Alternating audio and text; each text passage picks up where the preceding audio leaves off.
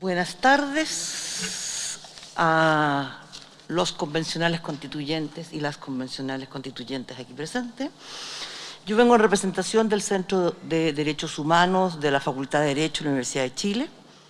y estamos exponiendo hoy día sobre el tema reglamentario. Tenemos una ponencia que se la hemos enviado ya a todos, pero nos pareció importante compartirla por si no había llegado esta ponencia a sus manos, que es un conjunto de láminas de la universidad. Bueno, lo primero es que el Centro de Derechos Humanos de la Facultad de Derecho ha tomado una serie de iniciativas y líneas de trabajo para aportar al debate constitucional. Primero, un observatorio de género que dimos inicio hace algunas semanas atrás, en el cual nos interesa acompañar el proceso en las temáticas de género desde la expertise del Centro de Derechos Humanos. Y además estamos trabajando en propuestas constitucionales referidas al derecho a la memoria y al deber de recordar,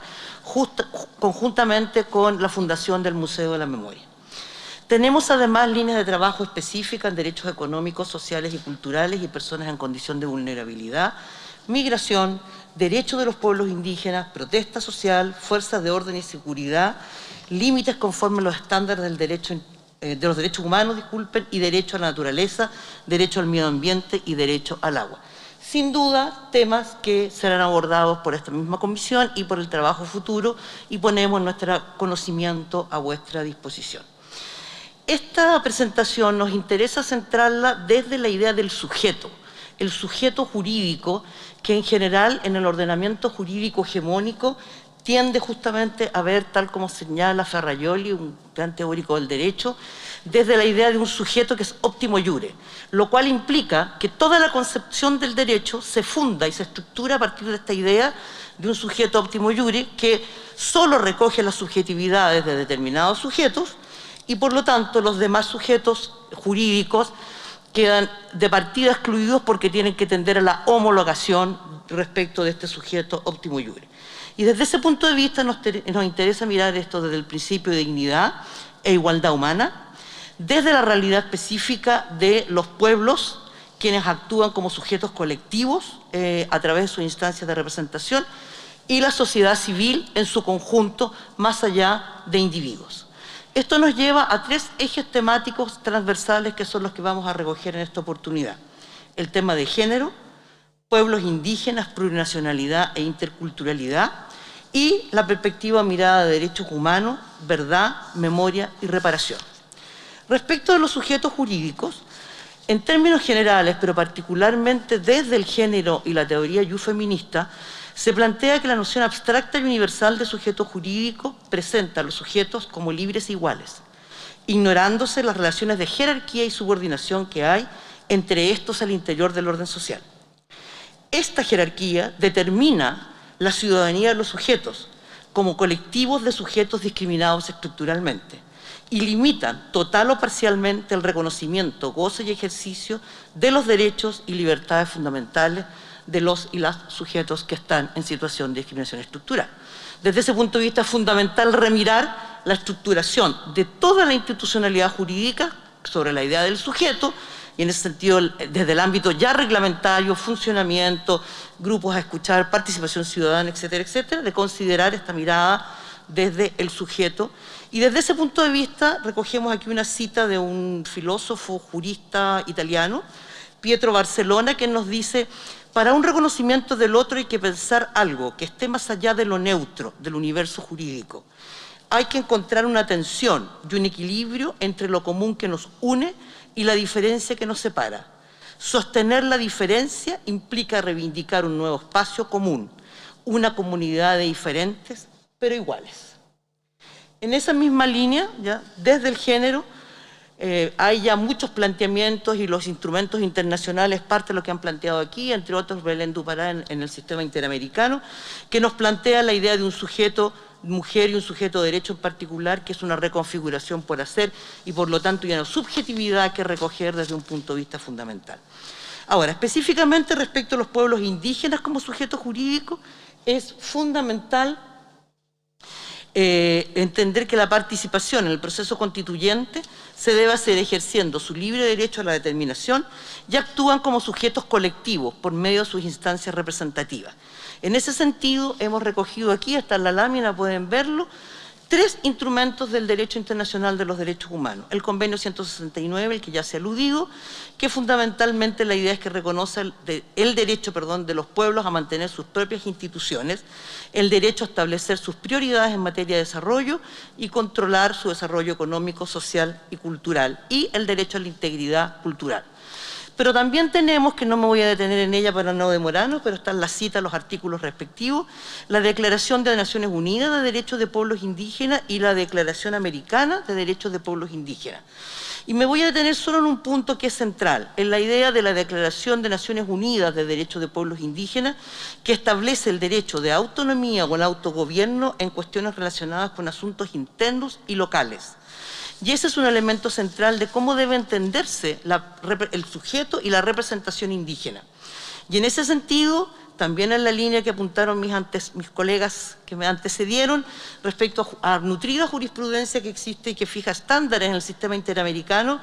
encontramos varios fallos que establecen que es un hecho histórico y social que hace parte de la autonomía, de modo que el Estado está combinado a respetar las determinaciones en que en este sentido represente la comunidad, es decir, la forma de cómo se autoidentifique. Sistemas de organización política, social, económica y cultural y religiosa, y los derechos que ello apareja, como la designación de sus propios líderes, el derecho a reclamar sus tierras tradicionales, son reconocidos o no a la persona jurídica que debe inscribirse para cumplir con un formalismo legal, sino que debe reconocerse a la comunidad misma. En particular, queremos referirnos un minuto al pueblo tribal afro-chileno, que, como ustedes saben, no fue incluido finalmente respecto de la representación específica de pueblos indígenas, pero hay una ley que está vigente, por supuesto, en nuestro ordenamiento jurídico, y además hay estándar en el sistema interamericano que los reconoce como tal, y dice, en la Corte IDH, dice que específicamente, dado sus características sociales, culturales y económicas distintivas, incluyendo la relación especial con sus territorios ancestrales que requieren medidas especiales, conforme al derecho internacional de los derechos humanos a fin de garantizar su supervivencia física, cultural de dicho pueblo, por lo tanto deben entenderse como pueblos tribales equivalentes a los pueblos indígenas. Desde ese punto de vista, los derechos políticos específicos o la especificidad respecto a los pueblos indígenas, la Corte Interamericana ha ahondado aún más y ha hecho hincapié en la necesidad de flexibilizar los mecanismos de participación y adaptarlos a la diversidad sociocultural y a la variedad de contextos sociales. Asimismo, la Corte cuestionó los sistemas electorales basados exclusivamente en la representación ciudadana a través de partidos políticos y reforzó el principio de flexibilidad para asegurar la participación política de grupos específicos en la sociedad.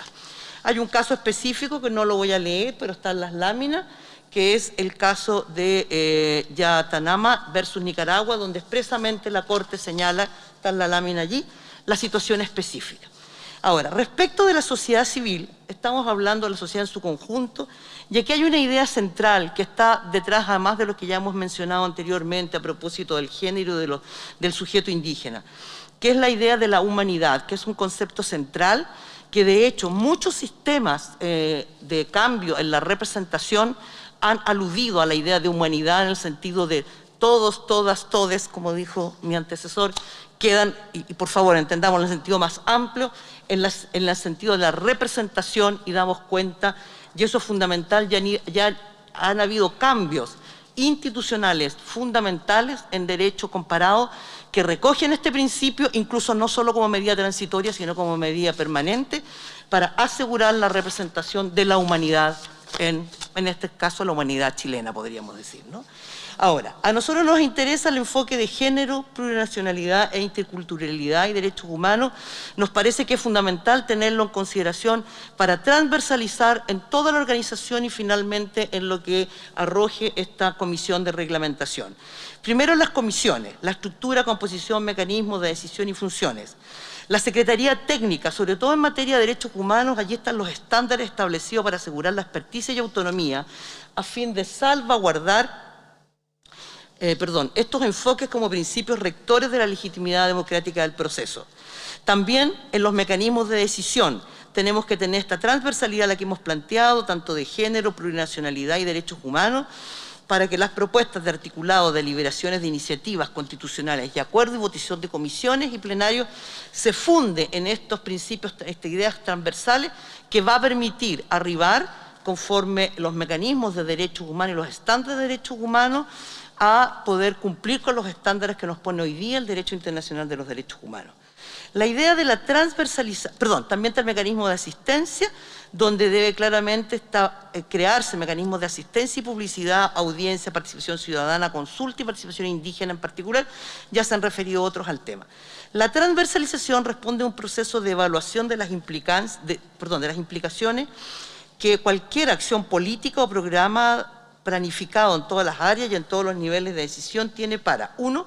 las mujeres, hombres, diversidades sexogenéricos de forma diferenciada, los pueblos indígenas, los derechos humanos, en particular de quienes pertenecen al grupo en situación de vulnerabilidad, como son, por ejemplo, niños, niñas y adolescentes, personas mayores, personas viviendo con alguna discapacidad, grupos desventajados económicamente y socialmente. Eso nos lleva a tener no solo la transversalización, sino que creemos 3 comisiones temáticas permanentes: género, pueblos indígenas, derechos humanos, verdad, memoria y reparación. Estas comisiones y las otras que se creen deben trabajar desde la perspectiva de derechos humanos con estándares de derechos humanos en un proceso de desideologización. Y finalmente, ya la cultura de derechos humanos aplicada al debate y liberación nos va a asegurar una legitimidad democrática, y esa legitimidad democrática está dada en la legitimidad con enfoque de derechos humanos. Ahora, el enfoque de género en particular, además de los instrumentos internacionales ya citados, quiero hacer una muy breve referencia a lo que es la Declaración y Plataforma de Acción de Beijing del año 95, que estableció un mecanismo en particular, que es el mainstreaming, que justamente establece que solo es posible avanzar realmente en temas de lograr condiciones de libertad e igualdad en derechos fundamentales para hombres y mujeres si se establece desde una perspectiva de género, una noción amplia este concepto, la transversalización en toda la actuación pública. Ahora, y por último, respecto a los sistemas de decisión y participación política en la convención para que sea recogido en el reglamento. Obviamente estamos pensando en que hay que generar mecanismos de recepción de propuestas que permitan la presentación individual o colectiva de mociones ciudadanas, de pueblos indígenas, de personas pertenecientes a grupos en situación de vulnerabilidad. Eso implica propuestas en audiencias públicas, 2, foros y cabildos para recoger propuestas, 3, promover los mecanismos de deliberación indígena para formular propuestas. En el derecho comparado, fundamentalmente de América Latina, hemos encontrado 4 mecanismos específicos que se han establecido que quisiéramos mencionarlo para que se tengan presentes. Primero, todos los reglamentos contemplan mecanismos de diálogo social, asambleas territoriales o veedurías ciudadanas. Se establecen además en ciertos reglamentos que las comisiones deben realizar de un modo periódico audiencias públicas, incluso lo establecen que al menos una vez a la semana, para que los ciudadanos, representantes de instituciones y organizaciones sociales planteen sus iniciativas en torno al debate del proyecto de la nueva Constitución. A su vez, los representantes de las comisiones podrán trasladarse dentro del país para realizar encuentros territoriales sobre las temáticas que les competen. En otro reglamento encontramos la idea de que los constituyentes de una misma región se deben organizar con el objeto de generar espacios sistemáticos y permanentes en su región para interactuar con la sociedad civil y escuchar y debatir sus planteamientos. Y por último, todos los reglamentos que hemos consultado, y también salió en el debate anterior aquí, los mecanismos que se contemplen deben tener asegurado un financiamiento de modo de garantizar la participación real y material de la ciudadanía. Muchas gracias.